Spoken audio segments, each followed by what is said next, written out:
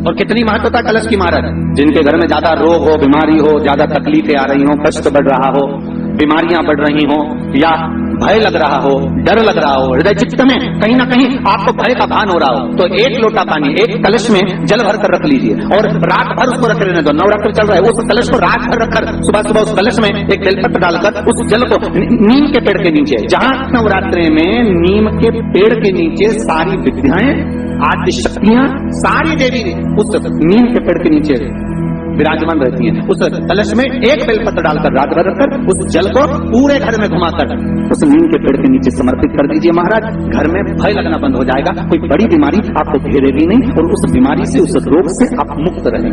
उस बीमारी से अष्टमी के दिन कन्याओं का भोजन कराओ या नवमी के दिन कन्याओं का भोजन कराओ, पर देवी भागवत तो कहती है, देवी भागवत तो वर्णन करती है कि पहले नवरात्रि से लेकर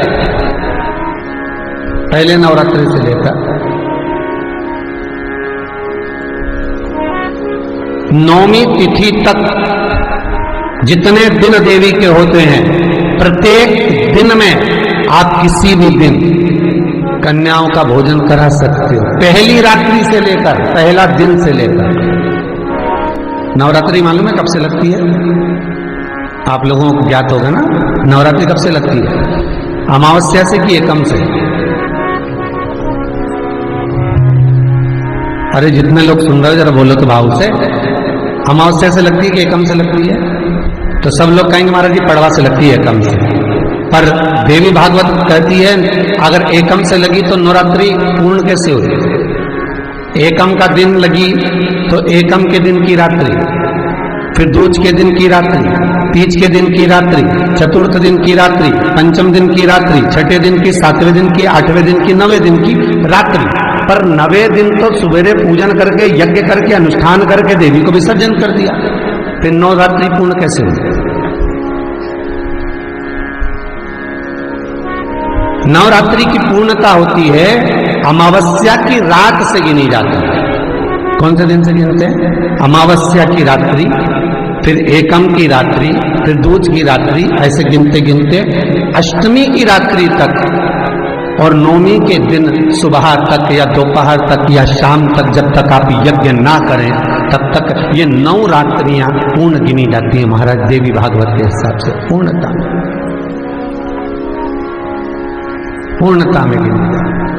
अब हमने कन्या भोजन का जो क्रम बनाया, अष्टमी के दिन करा देंगे, नौमी के दिन करा देंगे, इस तिथि को करा देंगे, पर भाव देखिए, शास्त्र कहता है भूखे को भोजन जब कराइए जब उसको भूख लगी हो, और ऐसों को कराइए जिसको जरूरत पड़ रही है। एक बात अपनी जिंदगी में उतार कर रखना कि जिससे तुमने विवाह करा है, जिसके साथ तुम्हारी शादी हुई है, जिसके साथ में तुम्हारा मंगल विवाह हुआ है, जिसके साथ तुम्हारी शादी हुई है, पाणी ग्रहण संस्कार हुआ है, विवाह हुआ है, वो प्रयास करती है कि कभी अपशब्द ना बोले।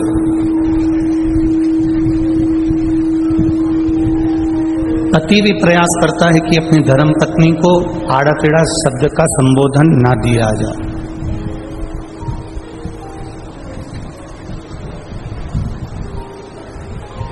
कोई ऐसा शब्द ना बोला जाए जिससे पति की वाणी का बुरा पत्नी को लगे या पत्नी की वाणी का बुरा पति को लगे।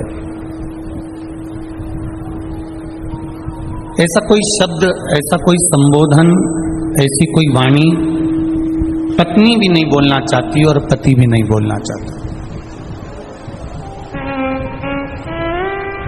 हमने एक बात पहले की कथा में कही है, अगर आपके स्मरण में होगी तो आप लोगों ने अगर सुना होगा, अगर आस्था चैनल पर आप कथा सुनते होगे तो आपके स्मरण में होगी। हमने पहले भी कथा में कहा, ना पति बुरा होता है, ना पत्नी बुरी होती है, ना सास बुरी होती है, ना बहू बुरी होती है, ना भाई बुरा होता है, ना देवरानी बुरी होती है, ना जेठ बुरा होता है, ना जेठानी बुरी होती है, ना हम बुरे होते हैं, ना हमारा रिश्तेदार बुरा होता है। एक समय ऐसा हो जाता है जो हर एक व्यक्ति से बुराई उत्पन्न करा देता है, उस समय को हमें टाल देना।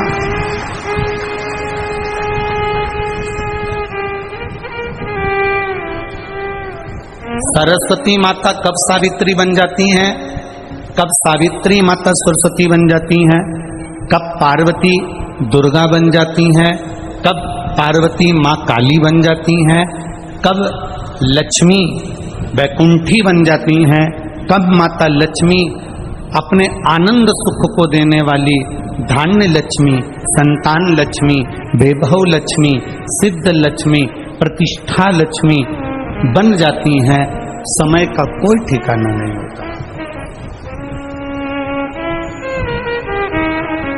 व्यक्ति बुरा नहीं है,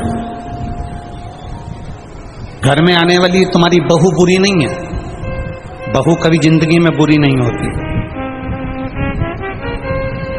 अगर बुरी होती तो वो तुम्हारे बेटे से शादी नहीं करती, पहले ही मना कर देती कि मेरे को इससे शादी नहीं करना। बुरी नहीं है, बहू बुरी नहीं है, सास बुरी नहीं है।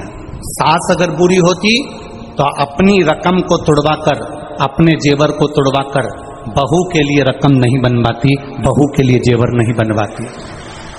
बहू बुरी नहीं है, सास बुरी नहीं है, पति बुरा नहीं है, परिस्थितियां कुछ ऐसी बन जाती हैं, कुछ समय की घड़ी, पल, क्षण, चक्र ऐसा चल जाता है जिसके कारण बस हमारे भीतर बुरा हमको नजर आने लगता है, बुरा हमको दिखने लगता है।